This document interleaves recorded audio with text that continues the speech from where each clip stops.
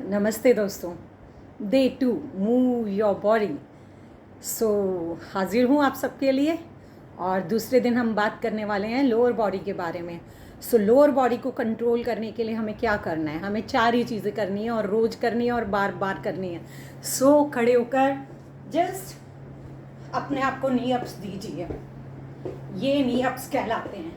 Just कोशिश करिएगा कि अपनी नीज को जितना हाई ले जा सकते हैं। अच्छा, किसी से अगर नहीं होता है, जैसे कि कल मैंने बोला कि अपनी बॉडी का रिस्पेक्ट हमें हमेशा करना चाहिए, तो किसी से अगर इतना ही हो रहा है सो आप इतना ही करिए, लेकिन कोशिश हर दिन हमें ज़्यादा करनी है। This is the first leg exercise and then you are going like this. ये हाथ आप मूव कर सकते हैं इस तरह से। अगर आप अपने हाथ मूव करेंगे तो आपकी पूरे कोर पे भी काम हो रहा है। And after that you can go with the side legs.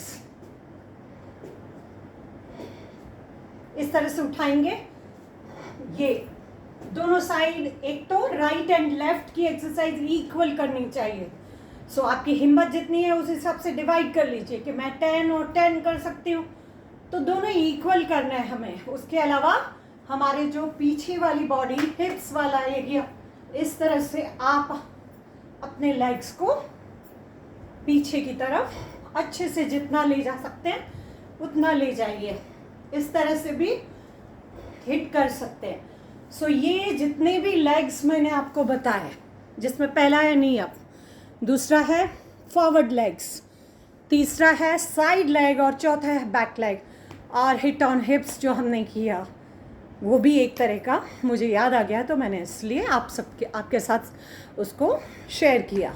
सो अगर हम इन लेग्स को रेगुलरली करते हैं, पहला नी अप्स तो 10 10 10 10 10 के 3 रैप्स कर लिए तो 30 हो गया आपके लिए एक लेग। उसके बाद फॉरवर्ड, फ्रंट बॉडी में हाथ पूरा मूव करेंगे तो आपके कोर पे भी काम होगा, चाहे सिंगल हैंड करें या डबल हैंड करें, जो भी आपके बस का है।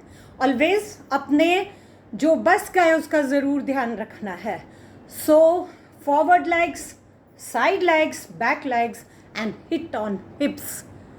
ये जितनी भी 4 से 5, 1 knee up, 2 forward, 3 side leg, 4th back legs and hit on hips, 5th।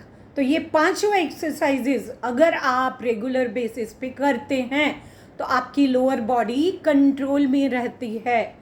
और कल जैसे कि मैं कह रही थी कि आप पतले जो होना है वो एक्सरसाइज से नहीं होते, लेकिन इसका अर्थ ये नहीं है कि हमें एक्सरसाइज कर देनी, छोड़ देनी है, क्योंकि एक्सरसाइज का जो बेनिफिट है वो आपको थ्रू आउट लाइफ मिलने वाला है अगर आप एक्सरसाइजेज के साथ कंटिन्यूस लगातार रहेंगे। आपको डिजीज़ फ्री रहेंगे और आपकी कैलोरी बर्न तो हो ही रही है ना, आप जो खा रहे हैं वो बर्न करना भी तो ज़रूरी है।